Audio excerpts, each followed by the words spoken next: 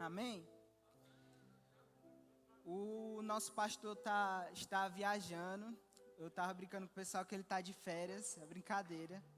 Está visitando a família e ele me incumbiu dessa tarefa de trazer uma palavra hoje. E essa palavra, ela primeiro falou ao meu coração. Eu não poderia trazer algo que Deus não falasse comigo primeiro, né? Mas Deus falou primeiro comigo. E quando o pastor disse que eu ia trazer a palavra, eu meio que já sabia o que eu ia falar, porque Deus já tinha me entregado, né? E eu estava ali pensando, a Verônica já pregou por mim, porque muito do que eu vou falar, ela já falou. Mas Deus tem algo para nós nessa noite, amém? Abra a sua Bíblia aí no livro de Lucas, Evangelho segundo Lucas, amém? Gostando de ver muitas Bíblias aí, glória a Deus. Livro de Lucas, a gente vai ler o capítulo 24, a partir do versículo 13. Amém?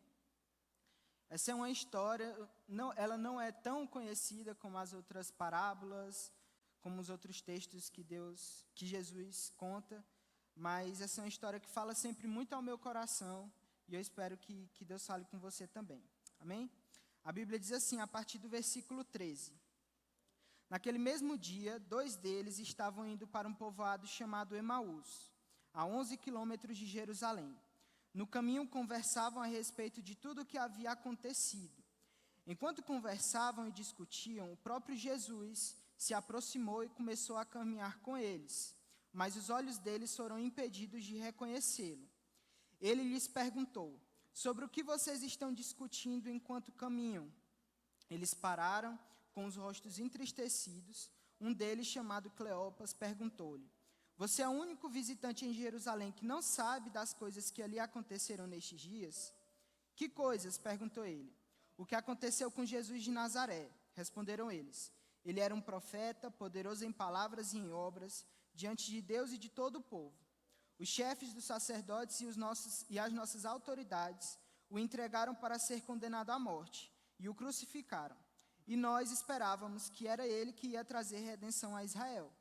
E hoje é o 3º dia desde que tudo isso aconteceu. Algumas das mulheres entre nós nos deram um susto hoje. Foram de manhã bem cedo ao sepulcro e não acharam o corpo dele. Voltaram e nos contaram que tinham tido uma visão de anjos que disseram que ele está vivo. Alguns dos nossos companheiros foram ao sepulcro e encontraram tudo exatamente como as mulheres tinham dito, mas não o viram. Ele lhes disse, como vocês custam a entender? E como demoram a crer em tudo que os profetas falaram? Não devia o Cristo sofrer estas coisas para entrar na sua glória? E começando por Moisés e todos os profetas, explicou-lhes o que constava a respeito dele em todas as Escrituras. Ao se aproximarem do povoado para o qual estavam indo, Jesus fez como quem ia mais diante, mas eles insistiram muito com ele. Fica conosco, pois a noite já vem, o dia já está quase findando. Então ele entrou para ficar com eles. Quando estava à mesa com eles, tomou o pão, deu graças, partiu e o deu a eles. Então os olhos deles foram abertos e o reconheceram. E ele desapareceu da vista deles. Perguntaram-se um ao outro, não estava ardendo os nossos corações dentro de nós, enquanto ele nos falava no caminho e nos expunha as Escrituras? Amém? É um texto um pouco longo, é uma história, e eu vou explicar ela um pouco para você, né? Deus já prometia a vinda de Jesus desde o Jardim do Éden. Deus já falava sobre Jesus desde o Jardim do Éden. E se você for ler o Velho Testamento, você vai encontrar profecias sobre Jesus nele todo, né? E essas palavras liberadas por Deus para os seus profetas, criou expectativa no coração do povo de Deus de que Jesus estava vindo, certo? Só que a expectativa que os judeus tinham, que era o povo de Deus, era que Jesus iria vir como um líder militar, um líder político, ia livrar eles de Roma, ia libertar eles de Roma, e aí eles não iam mais dever satisfação a ninguém, não iam dever mais impostos para ninguém, e isso era a liberdade que eles achavam que o Espírito Santo estava falando com eles. Só que a gente sabe que Jesus não veio para nos livrar de Roma. Jesus veio para nos livrar de algo muito maior do que isso, né? Jesus veio para nos livrar do pecado, Jesus veio para nos livrar da morte, Jesus veio para nos livrar de viver uma vida sem Deus. Essa é a libertação que Deus prometeu através de Jesus. E Jesus falou sobre isso durante todo o seu ministério. Jesus falou: eu vim, eu vou viver, mas eu vou morrer, eu tenho data para morrer, eu tenho que morrer, eu vou morrer uma morte sofrida, né? Eu vou sofrer, eu vou morrer de cruz. Você pode ler isso lá em Mateus 16, em João 12. Jesus é muito transparente, né? Com seus discípulos, com as pessoas que andavam com ele. Jesus sempre falava: eu estou aqui cumprindo um propósito que vem do Pai, mas eu tenho hora marcada para terminar esse propósito, que é na minha morte. E Jesus não foi só claro em relação à sua morte. Jesus não foi só transparente em relação à sua morte. Jesus também prometeu que ele iria ressuscitar, né? Você pode ler isso lá em Mateus 20, em Lucas 18. Jesus vai falar que, depois de 3 dias eu vou ressuscitar. E é nesse momento que essa história acontece, né? Esses 2 homens, eles eram seguidores de Jesus, eles não eram 2 dos 12 discípulos, mas ao que tudo indica, eles eram seguidores de Jesus. Eles já tinham visto Jesus pregar, eles já tinham visto Jesus curar, eles já tinham visto Jesus ressuscitar mortos. Enfim, esses homens, eles conheciam Jesus, ou pelo menos deveriam conhecer. E Jesus, como eu disse, Jesus ensinou esses discípulos todo o tempo. E, por exemplo, numa situação em que Jesus disse que ia morrer, Pedro diz: não, Jesus, você não vai passar por isso, você não vai passar. E o que é que Jesus faz? Jesus corrige, né? Jesus já fala: afasta-te de mim, Satanás. Chama Pedro, seu próprio discípulo, de Satanás. E por que que Jesus faz isso? Para corrigir os pensamentos dos seus discípulos, para ensinar eles. Jesus queria ensinar que ele deveria passar pela cruz, ele deveria passar por aquela morte. E essa história se passa logo depois da morte de Jesus. Na verdade, já tinham completado os 3 dias. Esses homens, eles estavam reunidos com os discípulos, isso você pode ler no começo do capítulo 24. Eles estavam todos juntos, e pela manhã, como o texto fala, as mulheres vão até o túmulo de Jesus e o túmulo está vazio.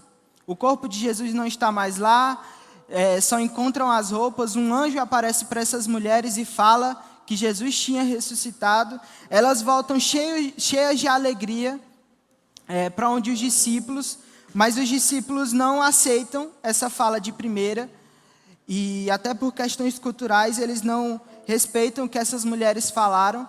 E então eles vão até o túmulo e realmente encontram tudo como elas haviam contado, mas mesmo assim eles não acreditam. E a Bíblia fala primeiro desses 2 discípulos. A gente não sabe o que aconteceu com os outros, mas esses 2, eles estavam num caminho diferente do que eles deveriam estar, né? Eles estavam, então, saindo de Jerusalém. Eles estavam saindo de onde Jesus tinha deixado eles. E Jesus encontra eles nesse momento completamente desmotivados, completamente entristecidos. E por que Jesus encontra eles assim, nesse momento que eles estão aparentemente tão ruins, né? Jesus encontra eles assim por causa das expectativas deles, né? Eles estavam tão tristes, eles estavam tão desmotivados, porque eles tinham a expectativa que eu falei anteriormente, de que Jesus ia vir como esse líder político e militar, que Jesus não veio para isso. Então eles se decepcionam, eles se entristecem, eles ficam decepcionados. Então esses discípulos, eles ficam tristes porque as expectativas próprias deles não foram supridas. E esse texto fala que os olhos destes homens, eles ficaram cegos para a figura física de Jesus, né? A história fala que esses homens estavam no caminho e de repente Jesus começa a acompanhar eles. Só que os olhos deles foram tampados e eles não conseguiram ver que era Jesus falando, né? para eles era uma pessoa normal, na cultura judaica, andar com uma pessoa, se você está indo para o mesmo caminho, é educado. Você ir junto e você conversar e manter o assunto. Então eles trataram Jesus como uma pessoa qualquer. E por causa da expectativa desses homens, eu imagino que eles estavam cegos para a figura física de Jesus nesse momento, mas esses homens eles já estavam cegos para o propósito de Jesus há muito tempo.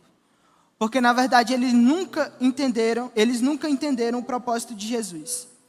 Eles conheciam a figura física de Jesus, a figura como Jesus tinha se apresentado à terra, mas eles não conheciam o Jesus que era Deus, porque eles não entendiam que Jesus tinha que vir para morrer. E por isso eles ficaram tão chateados, tão decepcionados. E essa história ela me constrangeu muito, porque como que alguém que andou com Jesus, como que alguém que escutou tudo que Jesus tinha para falar, parece que não conhece esse Jesus quando as coisas ficaram difíceis, né? Porque Jesus disse, eu vou morrer, mas eu vou ressuscitar. Mas parece que eles esqueceram dessa história e foram viver como se Jesus estivesse errado. E nesse momento que Jesus encontra eles na história, Jesus chama eles de duas coisas. Jesus chama ele de nécios, né? Que no texto que a gente leu na NVI, fala de... eles demoram a entender, né? Nécios é a mesma coisa que ignorante, né? E não ignorante de bruto, mas ignorante de falta de conhecimento. E como eu havia dizendo, esses discípulos, eles não conheciam, pelo contrário, eles conheciam muito, né? Primeiro que eles tinham todo um entendimento da Bíblia, todo um entendimento das profecias bíblicas, e segundo que eles andaram com Jesus. Mas mesmo tendo todo esse entendimento, estes discípulos eles falharam em entender que Jesus tinha que passar por aquele sofrimento. E que esse caminho de sofrimento era o que levaria Jesus para o caminho de glória. Era isso que Jesus deveria passar. Esses discípulos, eles estavam tão admirados com o mundo, tão admirados com o que Roma tinha se tornado, que eles esperavam que Jesus ia lá e ia conquistar tudo isso e que eles iam viver bem, felizes, aqui na terra. Só que eles tinham zero de entendimento sobre o reino de Deus. Eles andavam com Jesus, mas eles não tinham conhecimento do reino de Deus, porque as expectativas dele ainda estavam aqui na terra. E em seguida, Jesus questiona a fé deles. Primeiro, Jesus disse que eles demoram a entender, e segundo, Jesus disse que eles demoram a crer, né? E esses discípulos, eles tiveram experiências que nenhum de nós vivemos ainda, acredito, né? De ver tantas curas, de ver tantos milagres, e mesmo assim, esses discípulos, eles não foram capazes de crer naquilo que Deus tinha direcionado para eles naquele tempo. E enquanto eu li essa história, eu comecei a me colocar no lugar desses discípulos, né? Eu comecei a me colocar e comecei a pensar, meu Deus, será se eu estou andando com o Senhor sem entender o propósito do Senhor? Será se eu estou andando com o Senhor sem crer no propósito do Senhor? Porque adianta alguma coisa? Adianta alguma coisa eu saber de tudo que eu sei, se eu não acredito, se eu não entendo? E eu me lembrei do texto lá em Filipenses, a gente inclusive leu esse texto na célula. Filipenses 2, se você puder abrir sua Bíblia. Filipenses 2, a gente vai ler a partir do versículo 5. A Bíblia diz assim: seja a atitude de vocês a mesma de Cristo Jesus, que embora sendo Deus, não considerou que o ser igual a Deus era algo a que devia apegar-se, mas esvaziou-se a si mesmo, vindo a ser servo, tornando-se semelhante aos homens. E sendo encontrado em forma humana, humilhou-se a si mesmo e foi obediente até a morte e morte de cruz. Por isso Deus o exaltou à mais alta posição e lhe deu o nome que está acima de todo nome, para que ao nome de Jesus, que está acima de todo nome,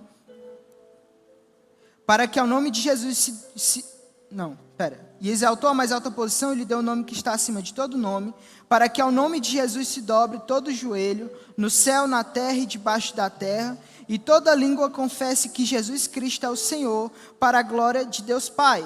Amém? E esse texto, ele é sensacional, você pode colocar ele em todo lugar da sua casa, que eu tenho certeza que quando você lê ele, você vai se encher de ânimo, de esperança, né? Porque Paulo, ele conseguiu transcrever tudo o que Jesus veio para fazer. E lendo esse texto, eu comecei a pensar, Paulo foi o discípulo de Jesus que não andou com Jesus, certo? Paulo se converteu depois que Jesus já tinha sido morto e ressurreto. Paulo teve uma experiência sensacional com Jesus, que a Bíblia fala lá em Atos, mas Paulo não conheceu a figura física de Jesus como estes outros dois discípulos conheceram.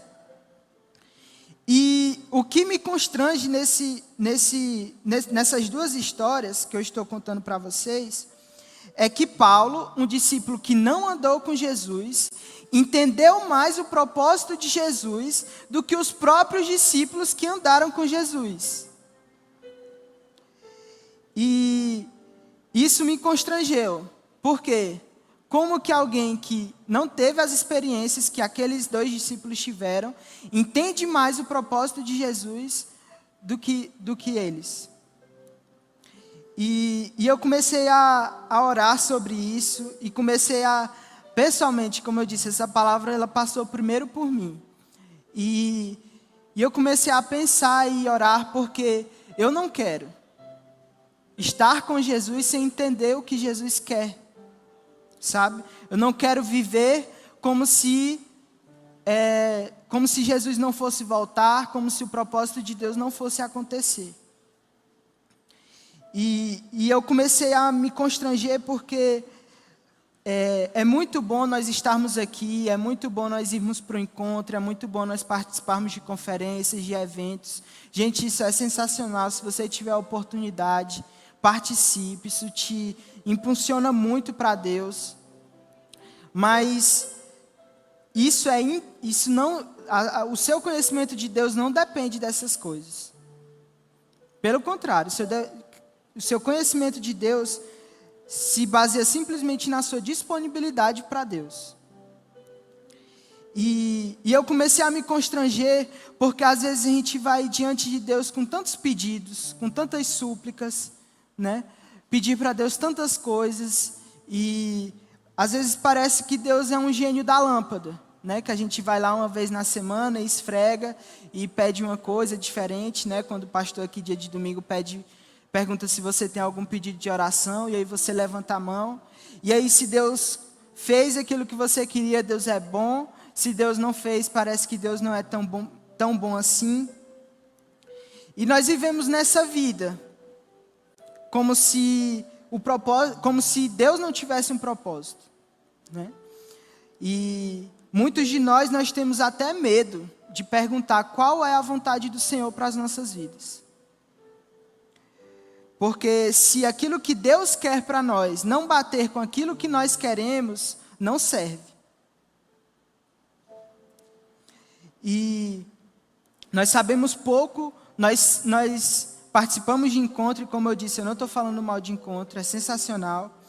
E nós chegamos no encontro cheio de sonhos, cheio de projetos, e eu te pergunto, e os projetos de Deus? E os propósitos de Deus? Quais dos projetos de Deus estão lá na sua listinha?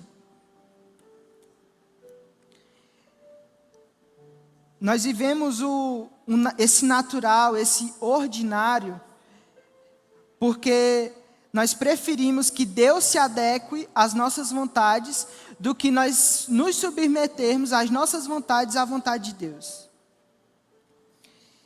E essa semana estava tendo a competição de ginástica, e eu estava acompanhando da Olimpíada, e que a brasileira ganhou a medalha de prata, e uma das comentaristas estava falando sobre a importância de um técnico, né?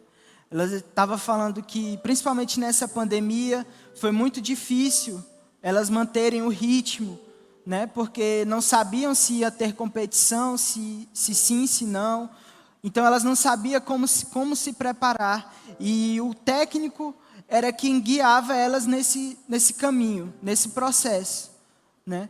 E ensinava e dizia o que elas deveriam fazer, como elas deveriam treinar. Então, essa comentarista, ela fala, que também era uma ginasta, ela fala uma frase que para mim que marcou meu dia. Ela falou: ninguém é atleta olímpico todo dia. E é por isso que a gente precisa de técnicos, né? E eu comecei a pensar sobre isso e trazer para a minha vida. E comecei a pensar, a gente também tem dia que a gente não quer ser crente, né? Tem dia que a gente não quer viver o propósito de Deus. Mas é por isso que a gente precisa de Deus. É por isso que a gente precisa se dobrar diante de Deus. É por isso que a gente precisa se submeter à vontade de Deus. Porque quando a gente não quiser, a gente vai estar nesse lugar de se submeter e as coisas vão acontecer. Mas o problema é porque, como eu disse, a gente às vezes prefere mais os nossos sonhos do que os de Deus. Mais os nossos propósitos do que os de Deus, como esses discípulos. Esses discípulos, eles foram desmotivados porque Deus não cumpriu a listinha deles. Porque Jesus não cumpriu a listinha deles. E a gente vive uma montanha-russa espiritual às vezes, porque a gente não entende o que é para a gente, o que Deus tem para nós. Fazemos as coisas na força do nosso braço e muitas vezes nos decepcionamos, simplesmente porque nós lutamos por coisas que às vezes Deus nunca quis para nós. E perdemos a verdadeira vontade de Deus. E como essa história que eu acabei de contar para vocês, ela termina com esses homens demonstrando uma angústia, né? Um sentimento que, como eu disse, eu trouxe para a minha vida. Esse texto que a gente leu, o primeiro, ele termina com eles dizendo: não estava ardendo os nossos corações dentro de nós, enquanto eles nos falava no caminho e nos expunha as Escrituras. E eu comecei a pensar e orar sobre isso, e eu trago essa pergunta para nós. Será se nós estamos escutando tanto de Deus, nós temos acesso a tanta informação, você tem Bíblia de tudo que é jeito no seu celular, livro de tudo que é jeito, palavra de tudo que é jeito na internet, o YouTube está cheio disso, pago, de graça, você tem acesso a tudo. Mas eu pergunto para você, o problema é a palavra? O problema são as Escrituras? Esse texto ele fala que não, o problema são os nossos corações. Porque às vezes Deus está falando, mas o nosso coração não está queimando. E você já parou para pensar sobre isso? Sobre, será se o meu coração está queimando com os propósitos de Deus? Ou será se o meu coração ele só queima com os meus propósitos? É muito bom, é perfeito, é maravilhoso quando aquilo que a gente quer se une com a vontade de Deus. Mas eu e você sabem que isso não vai acontecer sempre. Nosso coração é enganoso. Nós queremos muitas coisas que não são para nós. E é por isso, como a história que eu contei, a gente precisa de um técnico. A gente precisa de alguém que pensa mais do que a gente, que pensa além do que nós pensamos. Nós dependemos de Deus nesse sentido. Porque a Bíblia fala que os planos que Deus tem para nós são maiores do que nós imaginamos, do que nós pensamos. Só que a gente quer o que a gente quer, e se Deus não encaixa aqui, Deus não é bom. Entende? Mas eu acredito que a nossa geração vai se submeter a Deus. Amém? Nós vamos nos submeter ao Senhor. E eu quero te incentivar a parar um pouco de chegar a Deus para falar de você e começar a perguntar para Deus: Deus, o que o Senhor quer de mim? O que o Senhor quer para mim? O que o Senhor quer para esse tempo? O que o Senhor quer para a minha célula? O que o Senhor quer para a minha rede? O que o Senhor quer para a minha família? Deus tem propósitos, como eu disse, maiores do que o que você imagina. Às vezes você está preso a algo que o que Deus tem é muito maior. Mas você só vai viver se você se submeter. Se você decidir se colocar nessa posição de dizer, Deus, eu prefiro o seu do que o meu. E Deus, ele, como eu disse, ele está falando. O problema não é o silêncio de Deus, né? Antes desses discípulos conhecer Jesus, eles estavam em completo silêncio espiritual, né? Os estudiosos falam que entre o livro de Malaquias e o livro de Mateus há uma distância de uns 400 anos sem escutar nada de Deus. Mas como a gente está falando, o problema não é as Escrituras, porque esses homens eles estavam escutando elas e o coração deles não estavam queimando. E da mesma forma conosco, nós não temos falta de palavra, nós não temos falta de direção, nós não temos falta de pastores, de líderes, nós não temos falta de congressos, de conferências, de eventos, nós não temos. Agora, o nosso coração está queimando, o nosso coração está preparado para receber tudo isso. Deus não quer que nós andemos perdidos, como esses discípulos. Esses discípulos, a Bíblia fala que eles estavam no caminho. Eles não estavam indo para um lugar, eles estavam no caminho. E será se nós estamos no caminho sem saber para onde nós vamos, porque nós não paramos ainda para escutar a Deus? E se questione nessa noite. Deus está falando, como eu disse. Agora, o seu coração, ele está preparado para isso? E essa palavra, ela não é para nos trazer um peso, para nos deixar tristes ou desmotivados como esses discípulos. Pelo contrário, essa palavra ela é para nos trazer esperança, para nos fazer acreditar nos propósitos de Deus e voltar para o lugar que nós nunca deveríamos sair, né? Que foi o lugar que Adão e Eva lá no início saíram, que é o lugar onde Deus está cumprindo a sua vontade. E é isso que Deus tem para cada um de nós. E eu queria te convidar a ficar de pé, nós vamos orar sobre isso.